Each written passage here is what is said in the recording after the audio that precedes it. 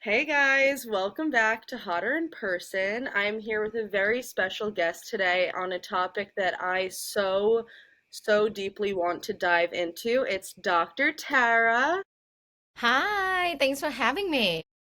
Of course. So before we even get into all the questions that I have, I want everyone that doesn't know about you to learn a little bit about you. So tell us how you got into the sex and relationship industry and just who you are on social media today.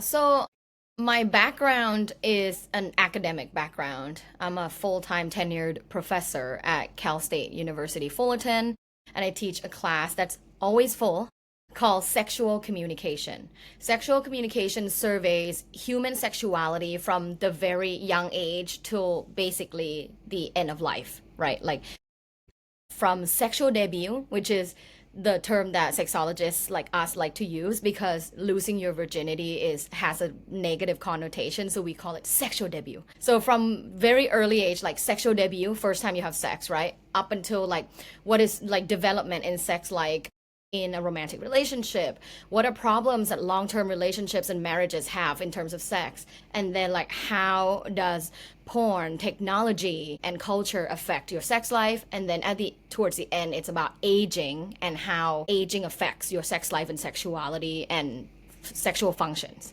So it's a class that goes on from like, what you needed to know when you're 16 or, whenever you started having sexual debut until the end of life. So I love this class. I've taught this class for now 8 years at Cal State Fullerton, but I have been a professor for 13 years, and that's my background.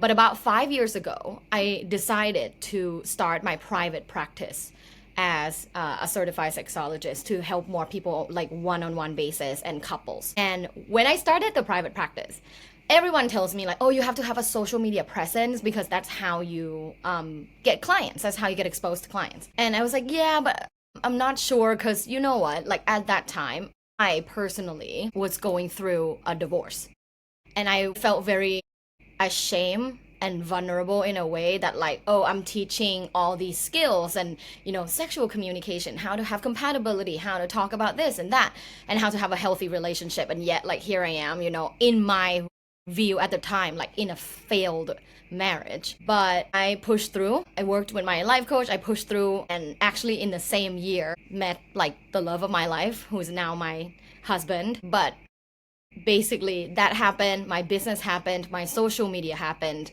When I started social media, it like blew up in 6 months, and within a year I was at like 1 million followers, and people were really curious about sex education. And for me, it's someone who has an academic background but also like has a very personable demeanor, like you big sister demeanor, don't give a shit, say things straight up demeanor, and also someone from Thailand, like someone from abroad who has more multicultural background. I think it just worked out because it blew up, and that's how I sort of became this like social media sensation with over 2.3 million followers. But I'm still the same person who just wants to help people feel less shame and experience more fun and pleasure in their intimate lives.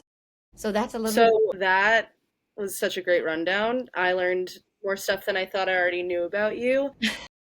What made you want to study sex?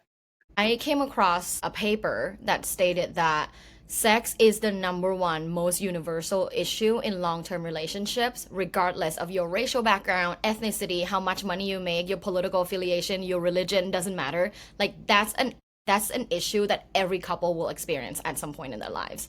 So I just thought like, wow, why not be a part of a solution to such a big universal problem? Mm, Yeah. that's great. Yeah, like it will never go away. Like, because people will always have sex and people will always have some sort of issue. So, like, why not be a solution to like help Yeah, people feel better about something like that? I have questions on that alone. Yeah. Every couple experiences that, and you might not even realize there's seemingly really happy couples all over that you see, but everybody encounters this at some point. Can people take your class that are not at Cal State? Because I want to take that. Yeah, I think you can. Like, I've had a few students that took it through Open University because nowadays every university has this like system where someone that's not enrolled as a student can like go through Open University and take the class. Or you can get my book, How Do You Like It? A Guide for Getting What You Want in Bed, which is basically a truncated version of a 16-week class. Mm. And it talks about everything from like what is your sexual profile, which is a sex personality test. That's like the first chapter. So yeah, you can get a better understanding of yourself and have language to start talking about your preferences with your partner. So yeah, with the book, I mean it's like a shorter version of class. And like you said, you've blown up on social media in the span of 6 months. You really like took off, and now you're one of the most visible sex educators on social media, especially TikTok.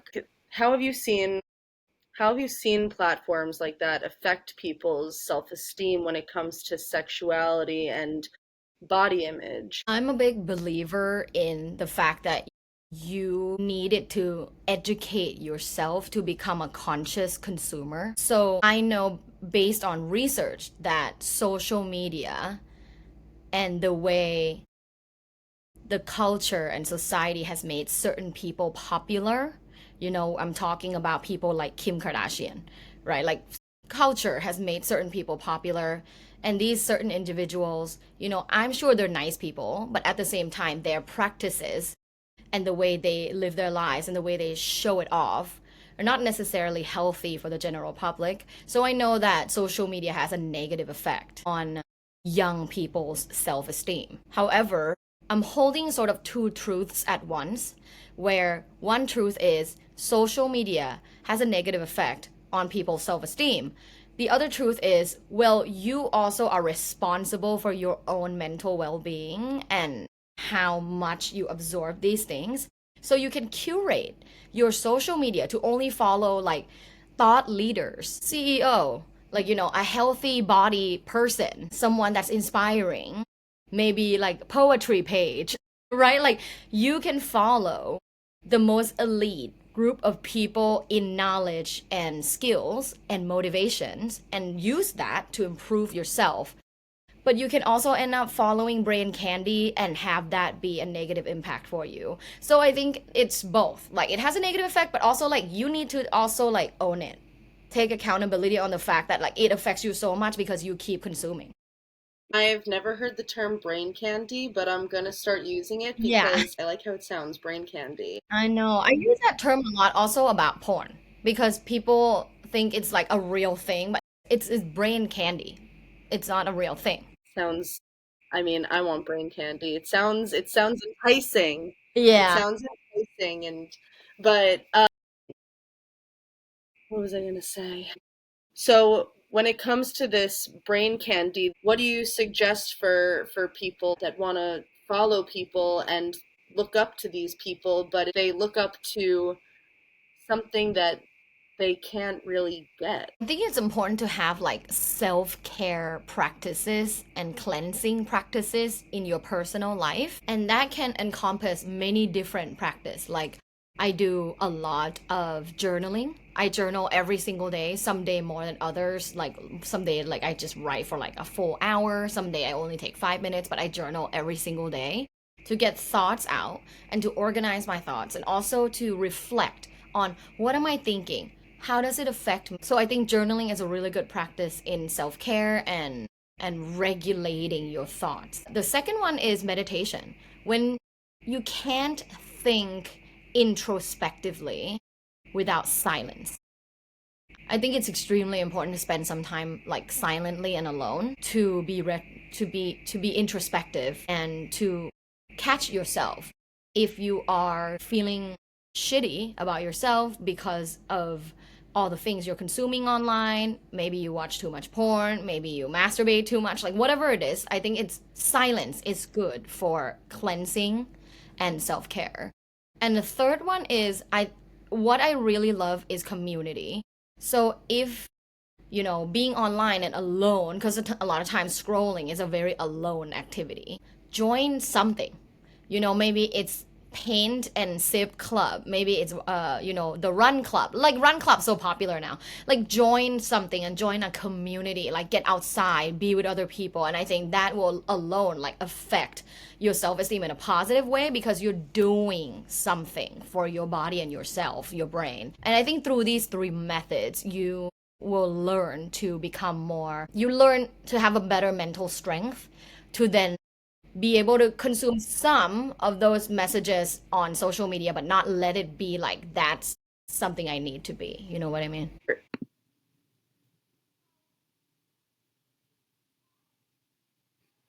Hey guys, I wanted to interrupt this podcast episode, which is super juicy, to tell you a little bit about Butter Be Kind, which is a revolutionary skincare line that combines 100% of natural ingredients with biotech innovation.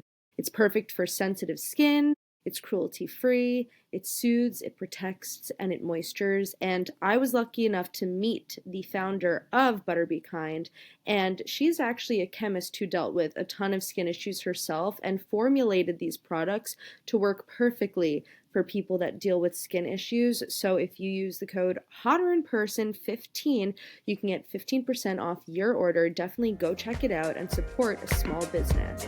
In today's world, we're seeing OnlyFans and OnlyFans creators and these girls that are also, I mean, there's guys too, but I'm in particular mostly seeing girls on social media. We know what they are doing online for a subscription fee, but they're also being very transparent about how much they're making.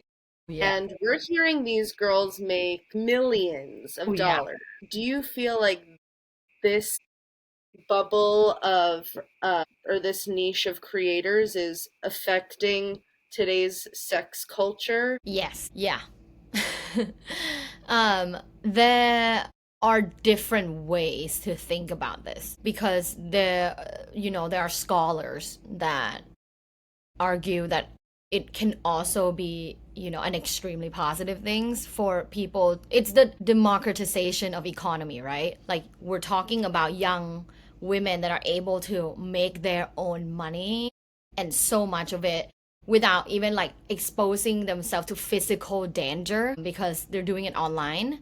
So if you take that perspective, like from like feminism, like neo-feminism perspective of like, well, you know, fuck them all. Like, she's able to like get that bag and like do all of this and sort of like in a way use men and their insatiable desires and make millions of dollars. So like it's very empowering and a very powerful thing.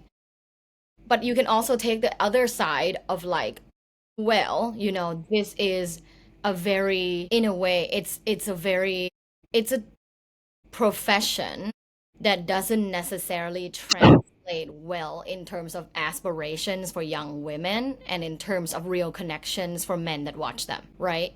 It's a profession that, these men that come in and think they have a relationship with these girls, like parasocial relationship, and they stop, becoming a more productive person in society. They stop trying to pursue real life relationships and friendships, and they solely rely on this, in a way, for a lot of them, not all of them, fake relationship. That it has a huge negative impact on these young men and older men. I mean, it's all men, really, if you look at the statistics of who use them. And also for women to see, oh wow, like this girl, like, she made 4 million last year from OnlyFans or other things. It's like, yes, but there's caveat. Like she made that. Also, not everyone on OnlyFans make that. Like, very small percentage do. And she made that through like a lot of determination, a lot of planning, and a lot of like management and entrepreneurial skills. It's not just like turn on a camera and fuck, right? Like there's a lot of entrepreneurial skills involved, and I think it's a bit misleading to show that like it's so that like, oh, this just happens, and then all these young girls think they can do it, and then they can just not pursue things that are perhaps more intellectually stimulating. But at the same time, I'm not anti like online cam work or online sex work because I know, based on the first perspective that I share, I know that it can be very financially empowering for a lot of these young women. And I think having financial freedom is like the best thing a woman can do for herself. Because, And I see a lot of creators now getting out of the porn industry, a lot of porn stars, and now they're going into OnlyFans because they can make their own money. They're not under management, they're not making a certain percentage, they're getting to keep all of it, which is amazing.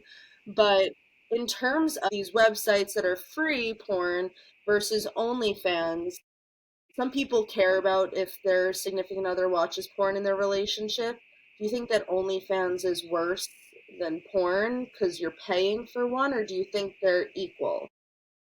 I think they're equal because there's, mainstream porn. There's a lot of unethical porn out there, and if your partner is someone who excessively consumes that, to me that's scarier than like, you know, a 24-year-old creator on OnlyFans. Like in terms of physical and mental impact on my partner. Like I think watching unethical porn is way worse in terms of like how the partner can view it. Like yeah, there is a bit more investment for sure following an OnlyFans girl and paying for it monthly. I understand why a lot of women are so concerned if they find out that their partner does that. I think it's really important to have an open conversation of why, like what does that bring you, and understand before you judge why your partner feel the need to do that. You might be surprised. I talked to this one guy who said that like he subscribes to like three different OnlyFans creators, and I said why, and he said it makes me feel masculine that I can provide even in a small fraction, that I can be a provider for some of these girls because they seem like they need help. So it's like interesting that it fuels their masculinity, and that is a conversation that you should be having with your partner if that's what they do. It's a really interesting response if they're in a relationship, also, because they could Yeah. just be spending that money on their significant other. Yeah. But if that's what they want to say and that's how they feel, then yeah, I guess there are pros to the OnlyFans. Actually thought of it completely the opposite until you said that. I mean, it's a good argument, but I thought that because somebody was paying for it, it's worse because you're like paying for content from a specific girl. Like you obviously have something for that girl, or if you're a girl in a relationship paying it for a guy, then you obviously have something for that specific guy. But porn is more so just like a quick sense of pleasure, and then you're done and you're X'd out and you're like back to reality. Yeah, I think there's also different types of porn, so it just depends. Like if you watch ethical porn, I don't have a problem with that as long as you don't watch it excessively every day. But because of like the industry that I'm in, and I have seen a lot of like unethical, really hardcore stuff, I just think that's way scarier on someone's mental health, what they expect from sex from a partner, what they will be craving in real life, and how that affects their sexual dysfunction. A lot of men that excessively watch unethical hardcore porn tend to have developed like erectile dysfunction. So yeah, I think it just depends on how you see it. If you see it in terms of emotional investment, OnlyFans seems like more of a threat. But if you see it in terms of like sexual dysfunction and how it would affect the sex life in that relationship, I think hardcore unethical porn probably has a more negative impact. Okay. Yeah. You speak a lot about sexual confidence. How do you think social media is impacting that and people's ability to develop real confidence versus just appearing confident for the likes and the validation? I accidentally was sitting in the same coffee shop as this girl and her posse, like her entourage, and they were on their way to this private jet that allow people to hire it per minute. So it's a parked private jet, and you can pay like 10 minutes and go make content in it. So Mm, that what that tells me is society is not going in the right direction. What that tells me is, social media a lot of times it's just fake.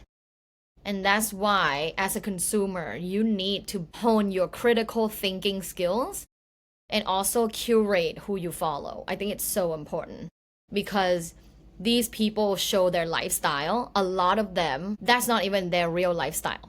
A lot of them go take pictures. They save money, take pictures on a private jet that they rented for 10 minutes, then go back to their studio apartment with four roommates. Like, you can't watch a girl with her fake Birkin bag and in a jet and think like, oh my God, like she's doing so well. She's only 25 and all these things. Like, yeah, of course it would affect your self confidence if you're watching that and think it's real. But that's why I think it's so important that, especially now more than ever, to develop even stronger critical thinking. Like, think about it. What is her job? Does she have a job?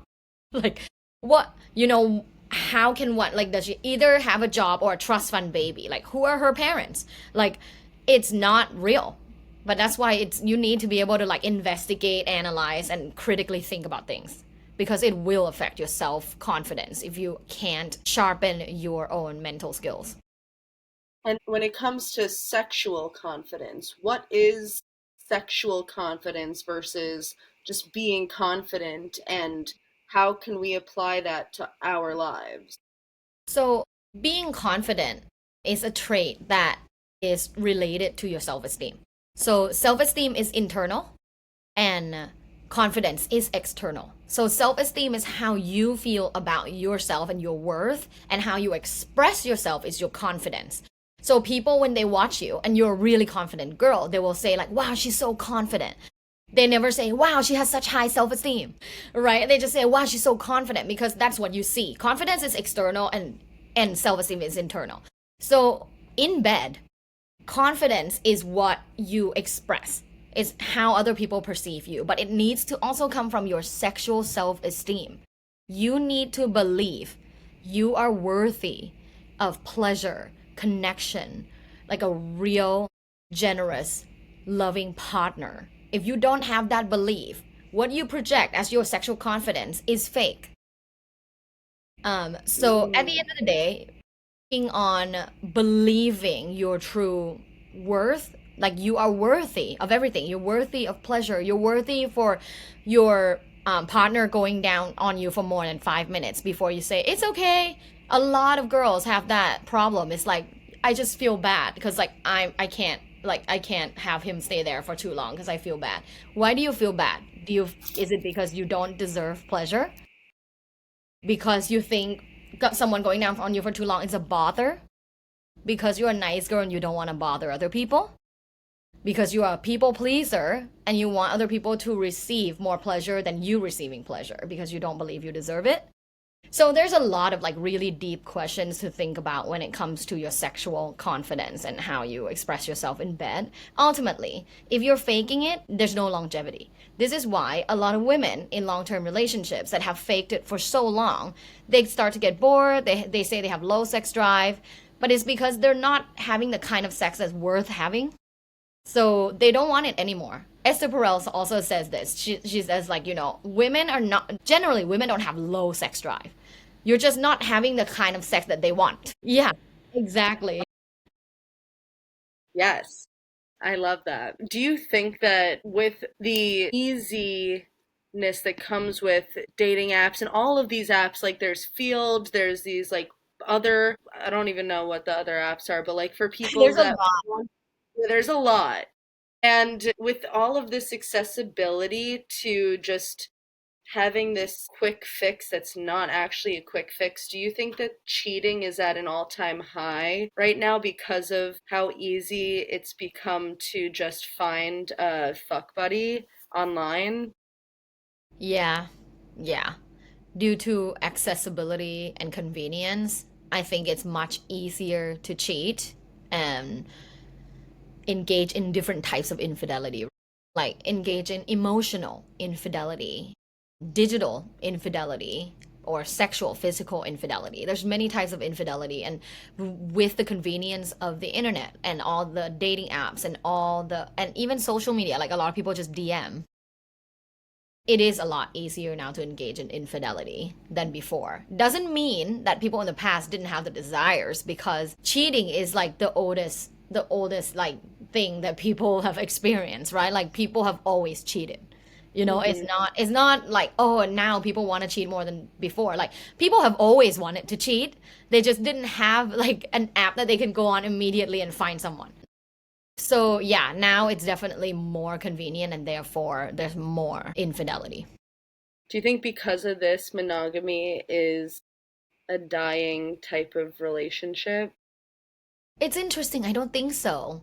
And you know why? Like every time I see something in the media, it just confirms to me that the majority of the people desire monogamy and that's their dream life. Like look at Taylor Swift's new album. She basically wrote like a lot of songs about her fairy tale relationship and her meeting Travis and how like he's saving her from this like fate of Ophelia. Like, he's like the light in the sky, and people are eating it up. I think people still want the one and only, my soulmate, my twin flame. Like they still want monogamy. I don't think it's dying at all. I think because of how monogamy, non-monogamy and poly are becoming more like visible, people can now choose like, do I really want monogamy? Which I think is healthier than being forced into being monogamous. Like now you choose, like you can learn more about yourself and learn, are you an E&M person or are you a monogamous person? Yeah, like I don't think it's dying. I think people love that fairy tale love. Like I don't think it's going anywhere. Like, and from the reception of Taylor Swift's album and all the spin-offs, right? All the TikTok videos about it, all that, like people love that kind of love, like the one true love. They still want that. Back to what you were saying about how every couple faces sexual issues at some point in their long-term relationship. Do you think that this is why couples are now being more open with their relationship, doing more polyamorous, just open relationship sort of stuff? And do you think that that's a good solution? Yeah, I think it definitely influences people's decisions in practicing poly and E&M, which is ethical non-monogamy, because it's like what Esther Perel says, like, your partner can't be everything to you. So if you prefer to be in monogamy, you need to understand the limitations. But if you're in non-monogamy or poly, then you need to understand the different structure and how to work that for yourself and the other people in it. So to me, whether or you are in poly or E&M or monogamy, we all have challenges. Different challenges, but we all have challenges. And is it better or worse? I don't think there's better or worse. My personal belief is you were born E&M, like a sexual orientation. I was born E&M. I don't think I would ever be monogamous. I tried in my whole East to be monogamous, but that's not who I am and that's not who I was, so I wasn't the best partner. But now that I can openly be who I am, communicate upfront every time, communicate how I feel and what I need and my desires and what I am offering to others, it is so liberating. So for me, like the short answer for your question is like, yes, I do think people are realizing like, oh, maybe I am poly or E&M for different reasons, and there are more people practicing it. Now, is it better or worse? I don't think there's better or worse. I think everybody has challenges and you just have to pick that for yourself. But yeah, it is my personal belief that some people were born E&M and some people were born monogamous. I agree with that. It's a bit controversial because people think it's like, oh no, it's a choice. But if you've never gone through it, you wouldn't understand. Like, it's not necessarily a choice. Like, this is who I am. Like, if I Mm. had a choice, I would just be monogamous because like it's seemingly easier for society because then people don't question me as much. But I couldn't choose that because that's not who I am. From your experience with clients and followers, what are some of the most common insecurities or struggles that couples are linking to sexual confidence? Women feel really bad that they have like a quote unquote low sex drive or a low libido as compared to their partner, and they have to reject their partner all the time.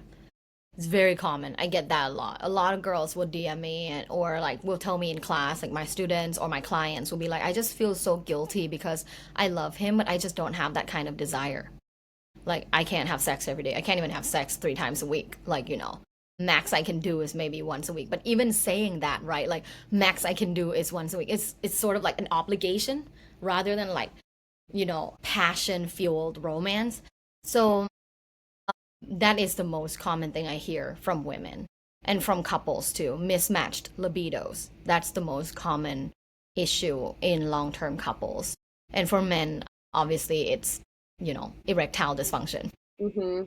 And what's the psychological impact of constantly comparing your sex life to other seemingly happy couples on social media? What can happen when people overshare these sorts of topics? I think it can cause a lot of anxiety. People think, that's why if I do like a Q&A, like a town hall situation, a question that a lot of people will ask me is like, how many times should my partner and I have sex in a week? It's the shoulds that are killing you. There's no should in sex. There's no prescription. I have known couples that have sex once a month and have like the best sex life, and I have known couples that have sex every day and have the worst sex life. So it's not the frequency that dictates the quality. It's quality over quantity every time. And so, of course, if you're watching social media and like these people are like, oh my God, of course, like we have sex every day, like remember, it doesn't mean quality.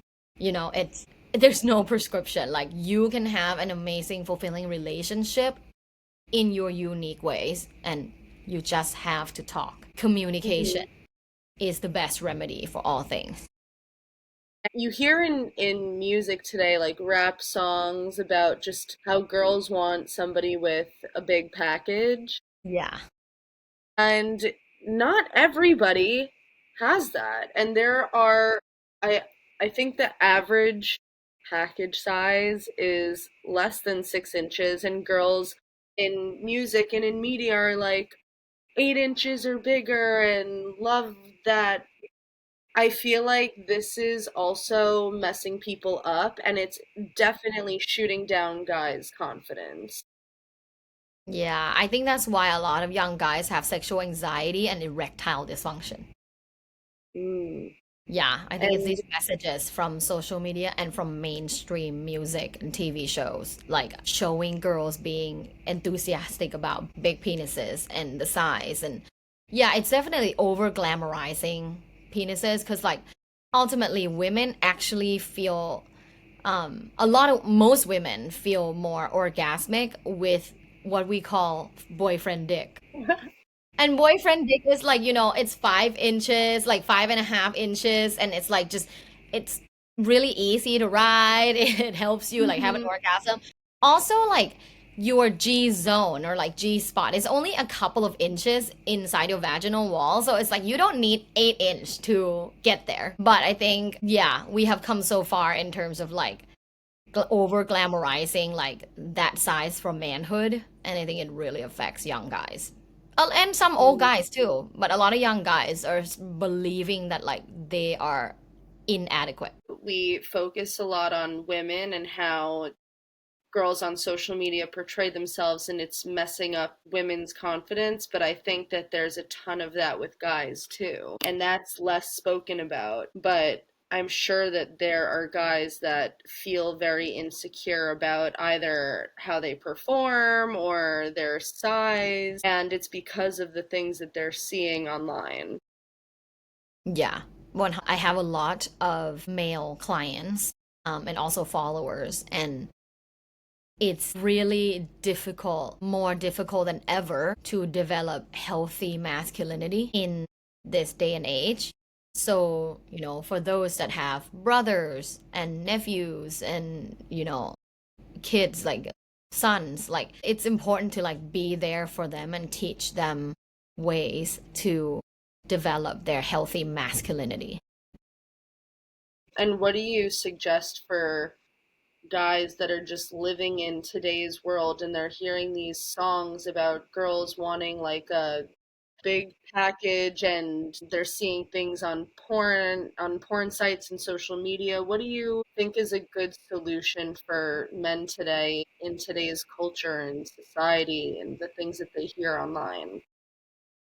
The solution is education. Educate yourself on facts, not feelings.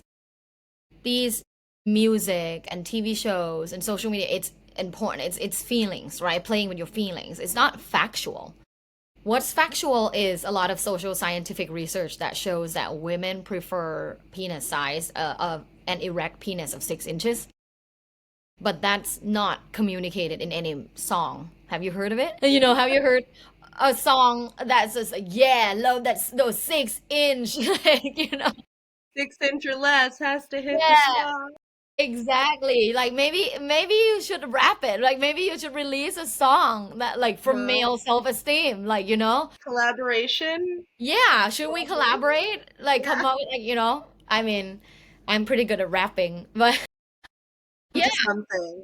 I think facts over feelings. Like if you feel anxious about your size, like go to facts. Like what are the facts about this? What's the average size? Like what's the majority of the men?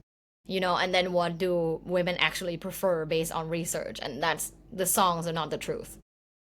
People that watch porn regularly, it could affect how their own real life sex lives are and their expectations for sex.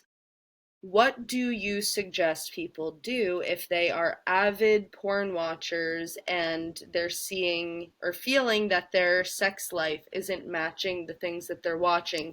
And it's not necessarily like they're watching what you were saying before, not Ethical, hardcore yeah, porn. non-ethical sex. Yeah, yeah, like just whatever they're seeing online is not matching to their performance or what they're experiencing and how they could get rid of that negative connotations with their own sex life. That's a really good question. I believe that regulating your porn consumption behavior is extremely important. Like, I watch porn as well. I'm not gonna lie, I watch porn as well, but I regulate it like heavily. I watch it maybe at least like once a week, if not less. So for me, it doesn't affect the way I connect with my partner or partners because what I watch, I also know like it's not real. It's acting, right? You have to be able to revert back to the reality of it is that it's not real, it's acting, and porn stars are athletes. They're sex athletes. They're not like just, regular Joe and Mo and Ashley and Sarah. Like they're athletes. They train for this. No one can sit on a penis for like 45 minutes straight. Like I can't. 10-minute max. So just know that what they do is not real. They are actors and they are sex athletes. Like you and your abilities and your partner's abilities are not going to match that because, again, you're not LeBron just because you play ball. Hmm. So I think reverting back to that is really important. And doing new things with your partner is really important to refresh your sex life. If you've been doing missionary every day for 5 years, like it's time to try something else as well. I'm not saying to replace it, missionary is great, but try something else as well. There's hundreds of things that you can do. And I mean, in my book, I talk about so many different things and also online. Like, if you go online, like, there are so many suggestions nowadays. Like, here are the things you can try if you're in long term relationships. And these erotic solutions will help you reinvigorate sexual energy in your relationship. It's really important. I now have been with my husband for almost 6 years, and it's really important to put in that effort and take initiative to do something new. When you say sexual athletes, I'm thinking instantly in my mind, and I'm sure you know these names, Bonnie Blue and Lily Phillips. Athletes. These girls are athletes, but I'm curious on your perspective. These two sexual athletes, we can title them, they are top of the charts on OnlyFans. They are making some of the most money that people are making on OnlyFans. But their content is crazy. they're trying to outnumber one another by having sex with over 100 people in a day. What do you think women like this are doing to women in today's world? I think it goes back to the idea of being critical consumer, right? Like we can't control how other people want to live their lives, but you as a consumer watching them or hearing about them in the news or on social media, like you need to know that that's like not healthy, but it's not necessarily like we live in a world where there's so much free will, like anyone can do whatever they want all the time. That's why we have shitty people like Andrew Tate, but people that fall into believing in him, that's because you have that, prey mentality. You get preyed on by this terrible predator. And it's sort of the idea of like if the girls that are watching are like idealizing and idolizing these two girls, what that shows to me is more about how society are not teaching young girls to be critical thinkers and think for themselves. So yeah, I don't necessarily blame the girls that wanna, have sex with 2,000 people because it's their free will. And I think it's important to highlight freedom because women have fought for so long to have freedom. And even now, we don't, I mean, if you look at the Middle East, like a lot of our sisters don't have freedom. So I don't blame them because I love freedom. But at the same time, like, I wouldn't want my daughter to have sex with 2,000 people. So, it's important to teach girls critical thinking and to think for themselves and not to just like watch the other girls and like try to be like them. Hmm. And you're often educating people, either online or in class, who are exposed to so much misinformation online. Do you see a link between sexual misinformation and anxiety, shame, or distorted self perception? Yeah, I mean, there's tons of sexual misinformation. Being, a content creator, but also like with an academic background, being a professor, content creator, I realized like, oh my gosh, there's a lot of like quote unquote sex gurus or sex experts online. And they're spreading a lot of misinformation and creating like this misunderstanding about what a healthy sex life looks like. Like a lot of people will give like prescription to their followers, like you must do this like every week. Like if you don't have sex at least 4 times every week, then your relationship is doomed. That's like insane to me.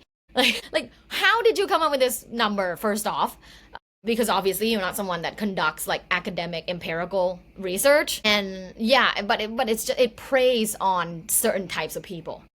And some of these people have like millions of followers.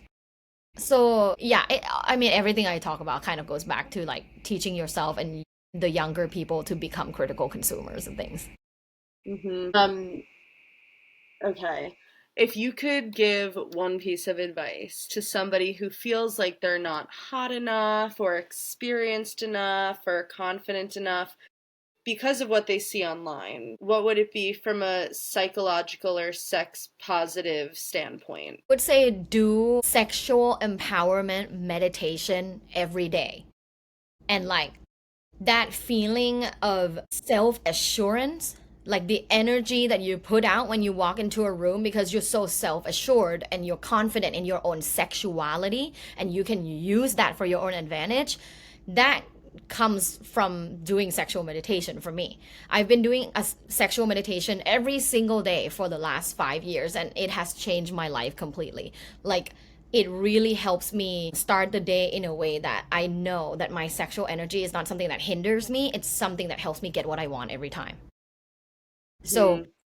I have guided sexual meditation that's free on YouTube if you like that. You can also meditate quietly and think about, positive affirmations.